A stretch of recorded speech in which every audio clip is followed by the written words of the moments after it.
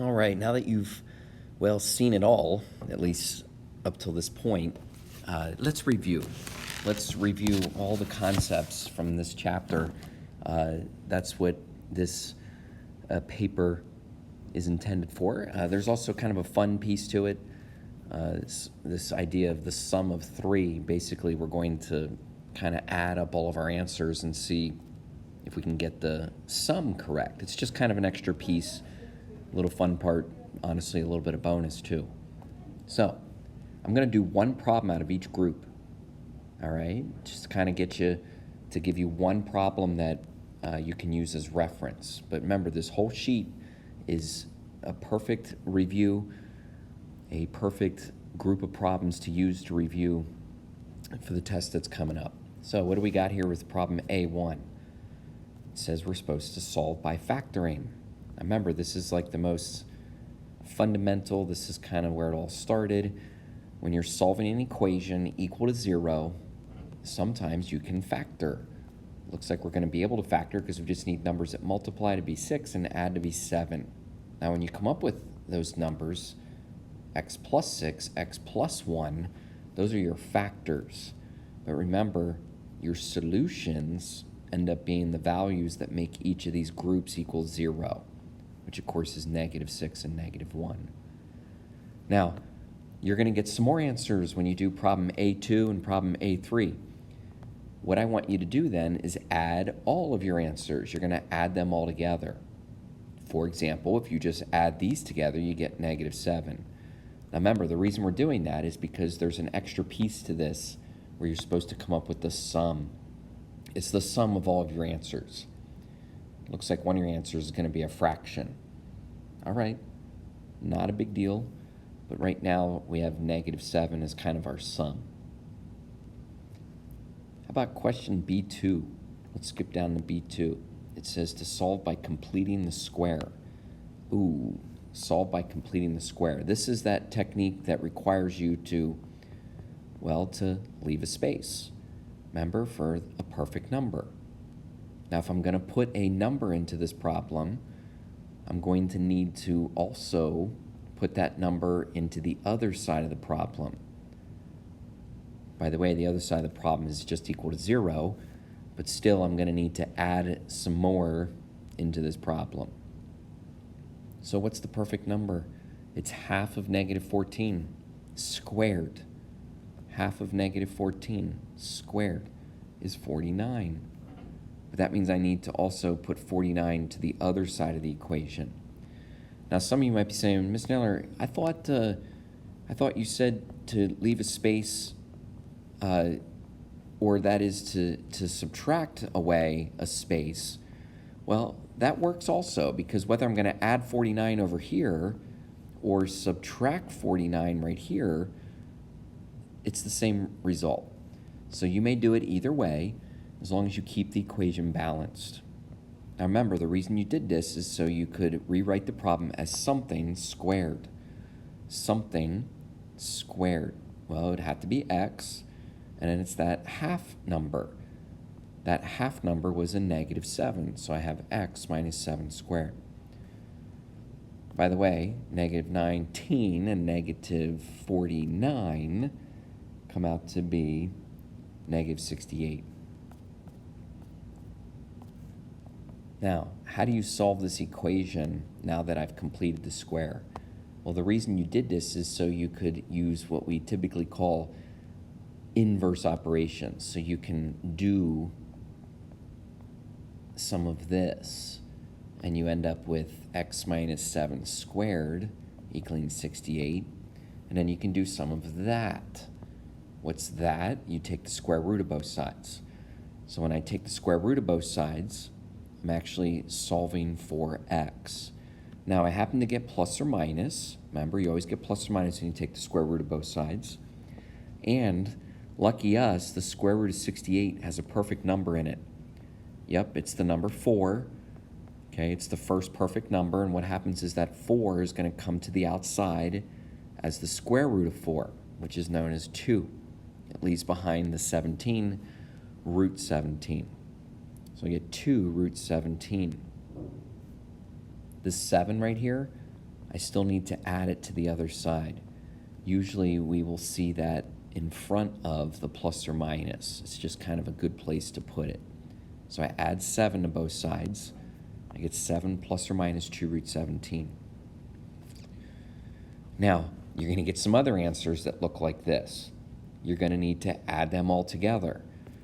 Why do we add them all together? Just because there's this fun part in this problem. It's called the sum of all your answers. So do you realize that right now I have 7 plus 2 root 17 and I have 7 minus 2 root 17? Those are like my two answers. If I want to add them together, to come up with this fun sum, look what happens with my 2 root 17s. They actually just cancel out. And I'm left with 14. I'm left with 14 when I basically add my 7s. Okay, so you're going to see that happen with some other answers, which will help you get closer to your sum. Let's move down to problem set C. X-intercepts. X-intercepts. I just realized that the problem that's on your paper is a little different than the problem on my paper. So let's just fix that real quick. It's just a little different, right? Let's make it so that it's the same. Okay, it should be reading y equals, and then we've got the 24x cubed minus 54x. So, how do you find an x-intercept of an equation? Remember, an x-intercept is always when y equals 0. So y equals 0 would imply that I'm going to plug in 0 for y. Now look, my equation is equal to 0. That's the kind of equations we've been solving in this chapter. So when the equation is equal to 0, what are you going to do? Well, maybe you're going to factor, like factor something out of this expression. Okay, yeah, we want to factor out the GCF. Now, the highest number that goes into 24 and 54 is 6. And the highest amount of x that's common to both of these is just the x. Now, that leaves behind a 4x squared and a minus 9. Now, remember, we are doing this because we plugged a 0 in for y so that we could find the x-intercepts. How do you find the x-intercepts from each of these? You just set each of them equal to 0. What makes 6x equal 0? Please don't think too hard. Not 6, not negative 6, but just 0. What makes 4x squared minus 9 equals 0? Ooh, okay, I need to kind of solve that little problem. How do I solve that little problem? By doing some algebra. Just add 9 and divide by 4. You get 4 ninths. That is x squared equals 9 fourths. Sorry about that, 9 fourths. Now I would have to take the square root of both sides because, again, I need to solve for x. So you take the square root, you get plus or minus, and the square root of 9 is 3, and the square root of 4 is 2. So I end up with 3 over 2.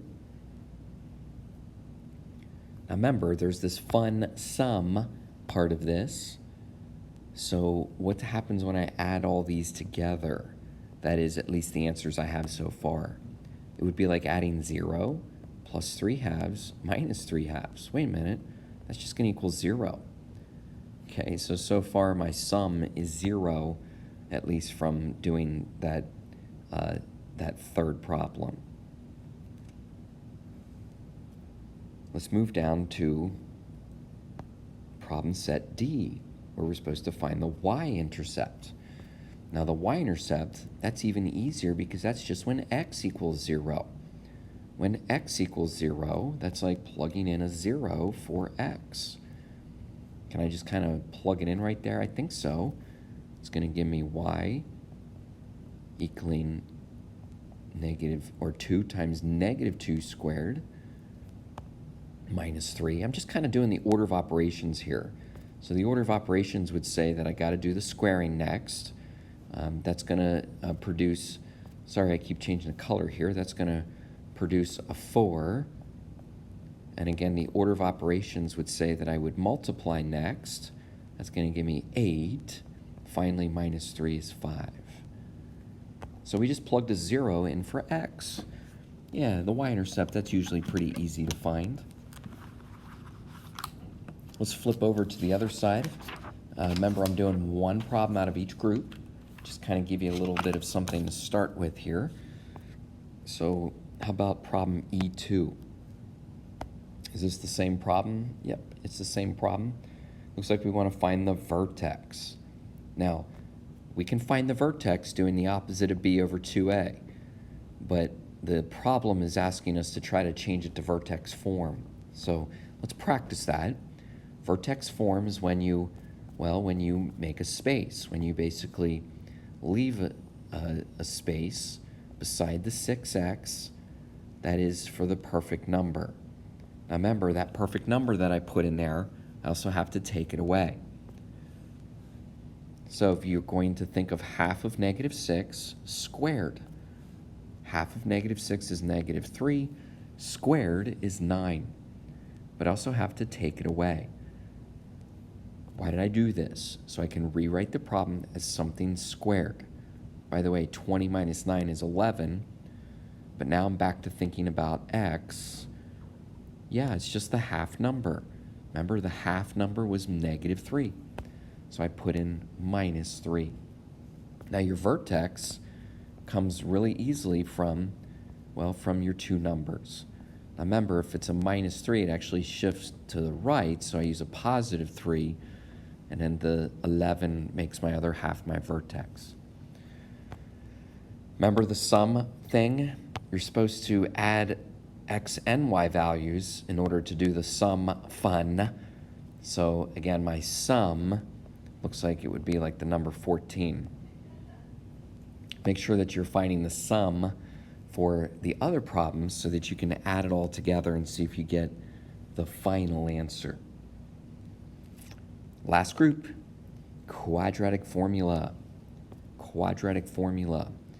Yeah, we had the fun song the other day, but the quadratic equation needs to equal 0. So we definitely want to add 7 to both sides.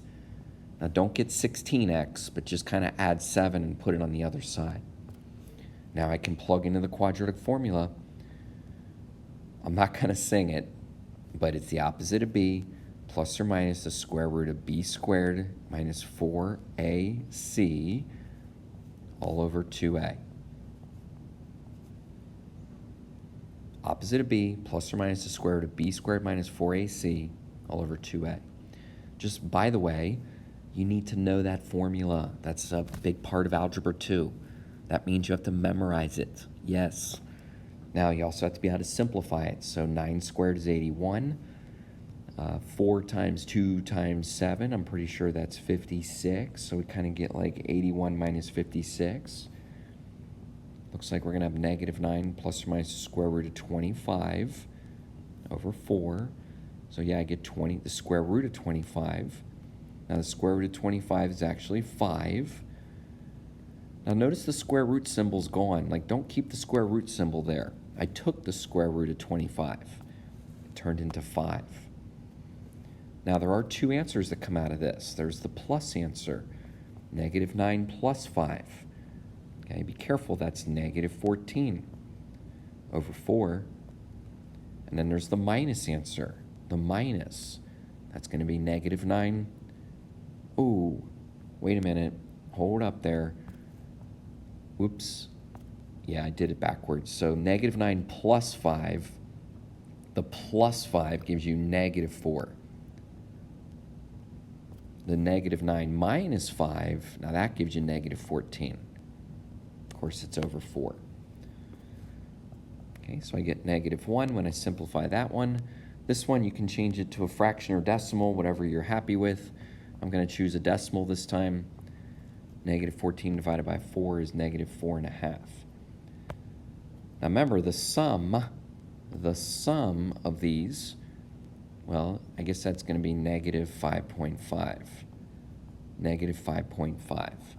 So we can keep in mind that you're going to be trying to find the sum of all your answers, so you can add them all together and put it in this box.